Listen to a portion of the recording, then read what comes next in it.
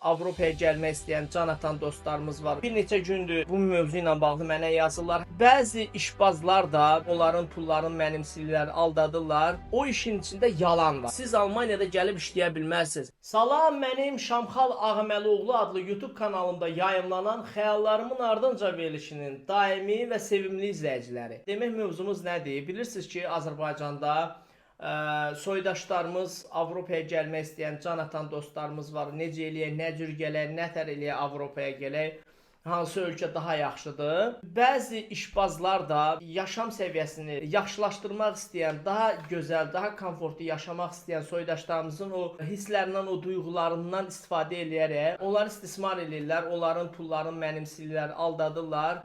Avropanın müxtəlif ölkələrində yarı yolda qoyurlar.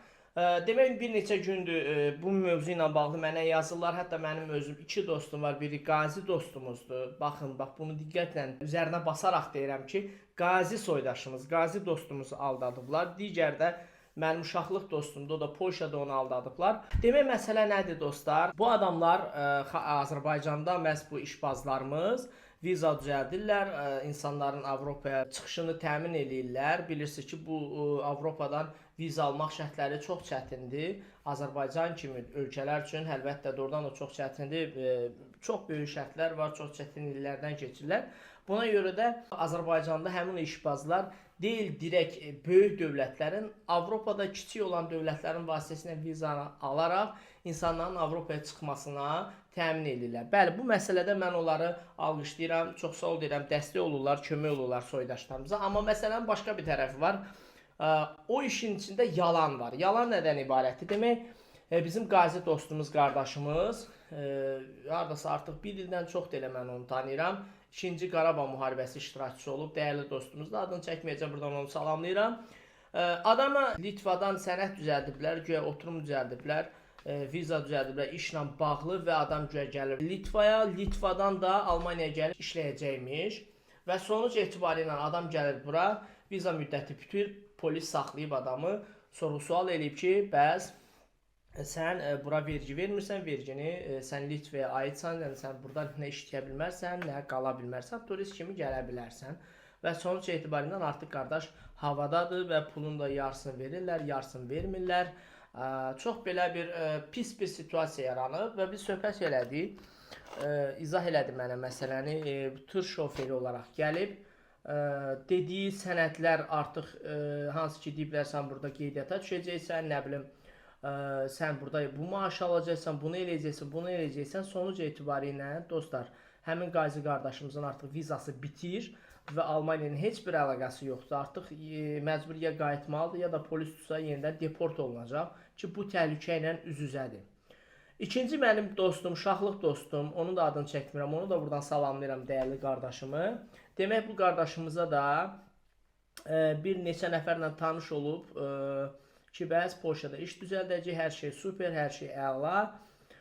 Polşa artıq bilirsiniz, bildiyim qədərilə mənə də belə məlumat verdilər. Son zamanlar viza vermir. Azərbaycanda viza vermir və bizim soydaşlarımız Polşa deyil, Slovakiya səhv eləmirəmsə, yoxsa Sloveniya bu ölkələr üzərindən viza alaraq Macaristan, Budapeşt üzərindən Polşaya keçirlər. Bilirsiniz ki, Şengen zonasına daxil olan ölkələr əlində viza varsa, istənilən ölkəyə gedə bilərsən bu Şengen zonasına daxil olan ölkələrə.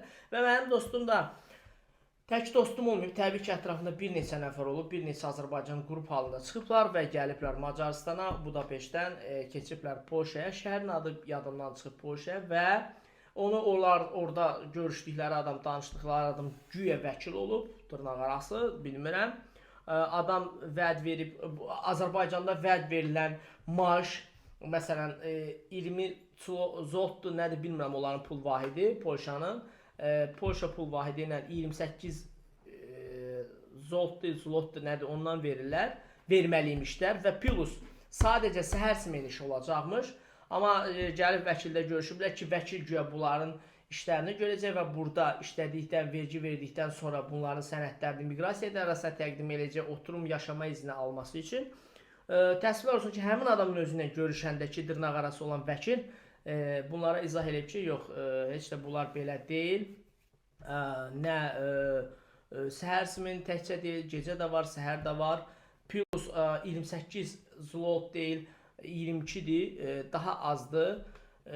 Və pauza müddətləri var. Bunların istirahət vaxtları var. Yarım saat, o yarım saat ərzi, yarım saat yoxsa 15 dəqiqə yeməyə gedib gəlib çatdıra bilməyənin pulundan kəsirlər ki, bunların da deyir biz zavod o qədər böyükdür.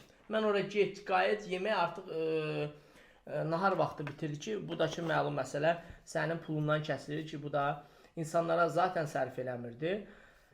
Həmin o müddətdə işlədiyi müddətdə artıq biz oraya gedib işə girəndən sonra bizə heç bir dil sənət vermədilər. Heç bir sənət vermədilər və elə biz boşu-boşuna, yəni yoldan keçən kim istəsə gedib həmin zavoda gedib. İş istəsə işləyə bilər.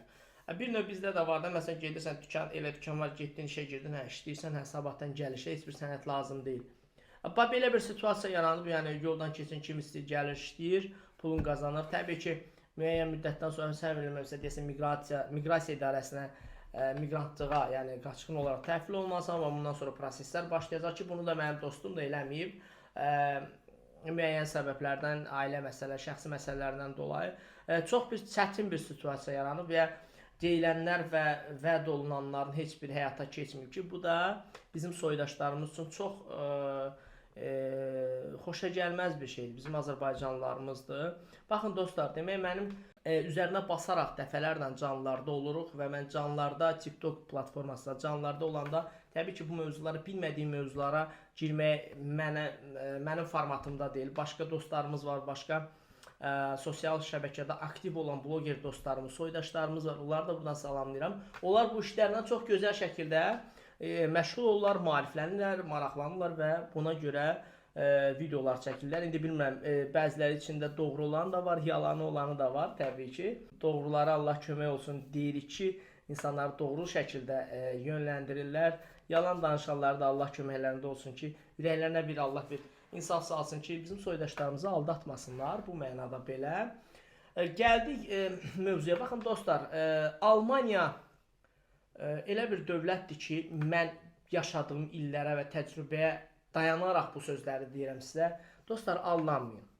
Almaniya Baltik ölkələri olsun, Şərqi Avropa ölkələri olsun, Polşa olsun, Macaristan olsun və yaxud da Şərqi Avropa dedikdə Bolqaristan, Rumıniya, bu ölkələrin sənədlərini Alman dövləti olaraq ciddi almır.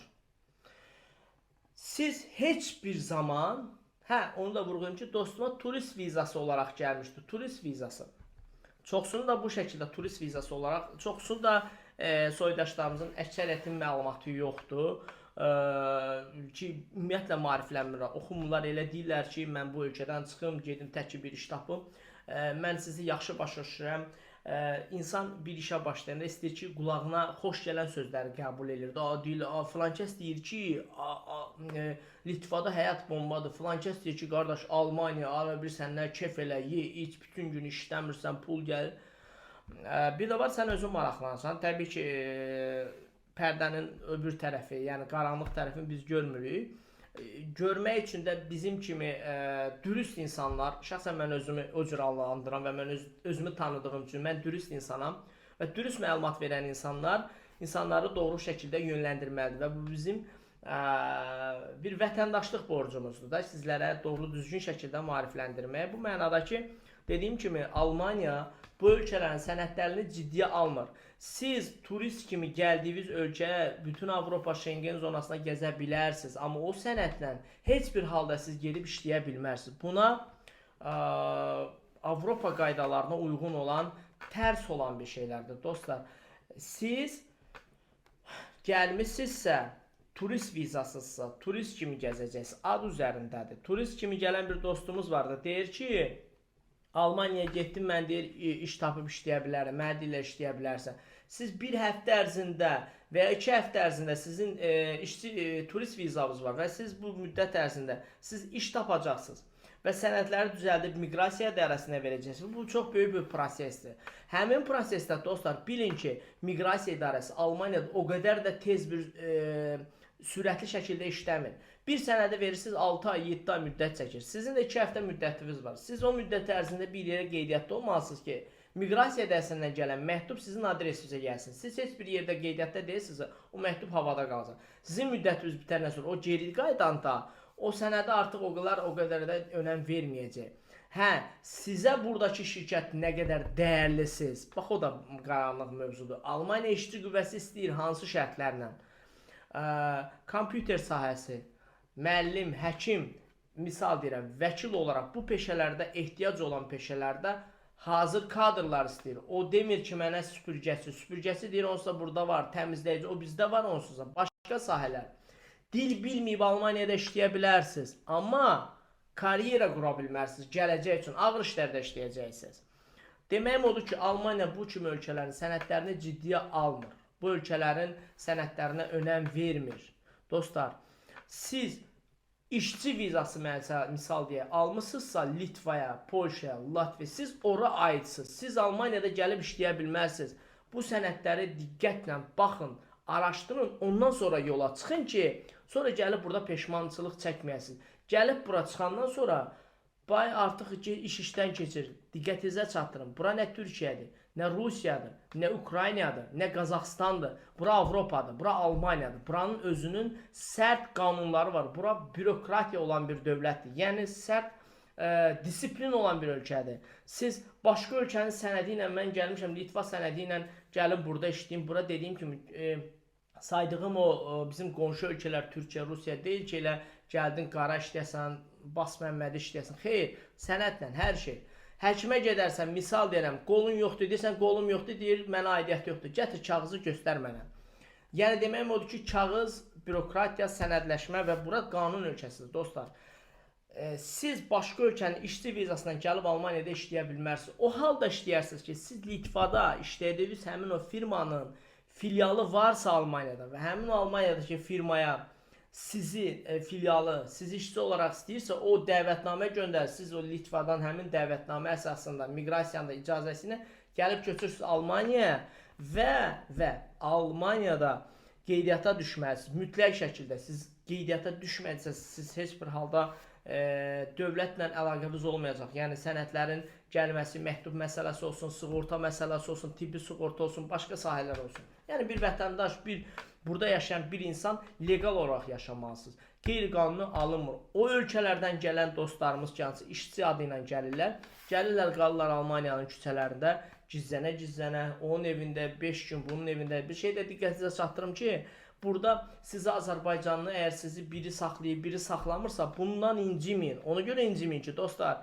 bura hamı özünə görə ehtiyat edir. Dediyim kimi, Rusiya zat deyil, qura işlərlə məşğul olsan. Var, burada da qara işlər görənlər var. Bunu da mən sizə deyim. Burada işte süddən çıxmış ağ qaşıq deyil. Amma sən gəlib başqasının evində qala bilmərsən. Qalarsan 3-5 gün, ondan sonra deyər ki, çıx get, xahiş edirəm. Çünki kimsə şikayət edir, görər və gəlib adamın sənədlərində, yaşamında, problemində yaşanır. Burada sən sənədə görə bəzi məsələlərdə məcbursan susasan. Çünki burası Avropadır, burası Almaniyadır. Hər şey qanundur, kağızdır. Yəni onu deməyim odur ki, bəzən öz soydaşlarımızdan incimin ki, niyə bizi evinizə almadınız, niyə bizə... Çünki sən qara işləyirsən, sən dövlətdən gizlin işlərlə məşğulsan və bu heç bir halda qəbul olunmazdı Almaniya hökumətinə görə. Burada duyğulardan istifadə edib müəyyən mənada sosial şəbəkələrdə demək lazımdır, Azərbaycanlı vardı, mənə evinə buraxmadı filan.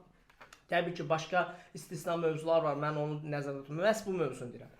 Onun üçün də dostlar, gələndə Almaniyaya gəlməyin tək birinci şərti, ana şərti Alman dilini mükəmməl şəkildə öyrənmək. Ən azı B1 səviyyəmiz olmalıdır ki, gəlib burada siz iş tapıb işləyə bilərsiniz. Və yaxud da sizə buradan işçi dəvətnaməsi olaraq göndərsinlər, siz orada sənədlərinizi hazırlayıb legal şəkildə, yəni qanuni şəkildə gəlin. Dostlar, Almaniyada siz heç bir halda qara şəkildə girə bilmirsiniz. Girsəz belə müəyyən çətinliklər çıxacaq, dostlar. Onun üçün də diqqətli olaq. Və bu işbazlara buradan demək istəyirəm ki, üzümü sizə tutub deyirəm ki, dostlar, siz də bizim Azərbaycanlımısınız. Biz 44 günlük Qarabağ müharibəsində birlikdə böyük bir əzmkarlıq göstərdik, birlik və bərabərlik göstərdik. Və unutmayın ki, sizin o aldatdığınız insanlar hər hansısa bir ailənin oğludur, əridir, atasıdır, övladıdır. Unutmayın ki, həmin o adamların da sizlər kimi onun da arxasında onun ailəsindən, ondan gözləntiləri olan ailələri var. Onlar bizim Azərbaycanlılarımız. Siz necə pul qazanmaq istəyirsinizsə, onlar da o adla yola çıxıb qəribçilikdə əziyyət, müəyyən çətinliklərlə, çox çətinliklərlə üz-üzə gəlirlər, dostlar. Mən demirəm ki, pulsuz iş görün. pulla iş görün, amma vicdanınızı da ortaya qoyun. Ümidvaram ki, bu videom xoşunuza gələcək. Bəzi dostlarımız bəlkə də islah olar, bəlkə də düzgün yola gələr və bu çirkli, qara, haram pullardan uzaq durar, düz yola gələr və soydaşlarımıza doğru düzgün şəkildə xidmət eləyər. Minnətdaram, elə başa düşürəm ki, faydalı olacaq bir videom sizlər üçün. Öpürəm sizlərə, Allaha əmanət olun, təşəkkür edirəm. Bu tipli videolarımız silsilə olaraq davam edəcək. Qarşıda bir neçə mövzu da var, onunla bağlı da video çəkəcəm və daha sonra digər ölkələr, şəhərlər və yaxud da burada olan soydaşlarımız və ya tədbirlərimizlə bağlı yeni videolarımız gələcək. Bizi izləməyə davam edin. Xəyalların ardınca hər zaman maraqlıdır, fərqlidir. Kanalıma abunə olun, çoxlu şərhlər yazın, bəyəni tuşlarına basın. Öpürəm, Allaha əmanət olun, təşəkkür edirəm izlədiyiniz üçün. Sağ olun.